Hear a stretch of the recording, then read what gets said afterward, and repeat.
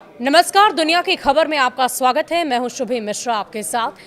आज हम बात करने जा रहे हैं उस घटना की जिसने सिर्फ खाड़ी देश ही नहीं बल्कि पूरे पश्चिम एशिया को चिंता में डाल दिया और अब तुर्की को सबसे बड़ा खतरा महसूस हो रहा है। कतर की राजधानी दोहा में हाल ही में जो कुछ भी हुआ वो एक बहुत बड़ा अलर्ट है, खासकर उन देशों के लिए जो हमास के समर्थन में दिखते रहे हैं।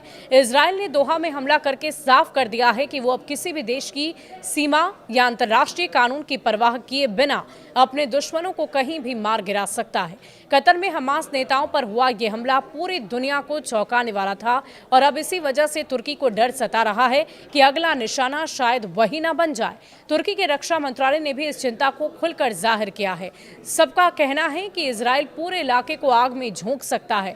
तुर्की और इजराइल के रिश्ते पहले कभी अच्छे हुआ करते थे, लेकिन पिछले कुछ दशकों में गाजा युद्ध और हमास को लेकर दोनों देश के बीच तनाव बहुत ज्यादा बढ़ गया है। तुर्की के राष्ट्रपति एर्दोगन शुरू से ही हमास के समर्थन में रहे।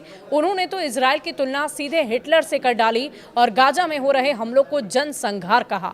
कई हमास नेता आज तुर्की में ही रह रहे हैं और ऐसे में अब तुर्की को लगने लगा है कि जिस तरह से दोहे में हमला हुआ वैसा ही कुछ उसके साथ भी हो सकता है। कतर पर हमला सिर्फ एक मिसाइल या बम गिरने की घटना नहीं थी, बल्कि ये इजराइल का एक खुला संदेश था कि अगर हमास का कोई नेता दुनिया के किसी भी कोने में छिपा है तो उसे वहीं जाकर खत्म कर देगा। इस पर तुर्की की चिंता इसलिए और बढ़ गई क्योंकि वो नाटो का सदस्य होने के बावजूद इजराइल को नजरअंदाज नहीं कर पा रहा है। हालांकि तुर्की की सेना काफी बड़ी है और उसकी डिफेंस इंडस्ट्री भी आधुनिक हो रही है, लेकिन सवाल यह है कि अगर इजराइल वाकई हमला करता है तो क्या तुर्की उस हमले का जवाब देगा और देगा तो आखिर कैसे। इधर कतर की प्रतिक्रिया भी काफी सख्त नजर आ रही है। कतर के प्रधानमंत्री ने इस हमले के बाद इस्लामिक देशों में मिलकर एकजुटता प्रतिक्रिया देने की अपील की है, लेकिन एक और बड़ा सवाल ये खड़ा होता है कि क्या कतर को हमले की पहले से जानकारी थी। व्हाइट हाउस का ये कहना है कि उसने हमले से पहले कतर को सूचित किया था, लेकिन कतर के प्रधानमंत्री ने इस दावे को नकारते हुए कहा कि अमेरिकी अधिकारी ने उनसे तब संपर्क किया जब हमला शुरू हुआ और 10 मिनट बीत भी चुके थे और दोहा में जबरदस्त धमाका हुआ। इस हमले के बाद खाड़ी देशों का संगठन जीसीसी यानी गल्फ कोऑपरेशन काउंसिल भी दबाव में है। संगठन के कई सदस्य अब्राहम समझौते के तहत इजराइल से रिश्ते बना चुके हैं, लेकिन कतर अब खुद पर हुए इस हमले के बाद बेहद सतर्क हो गया है।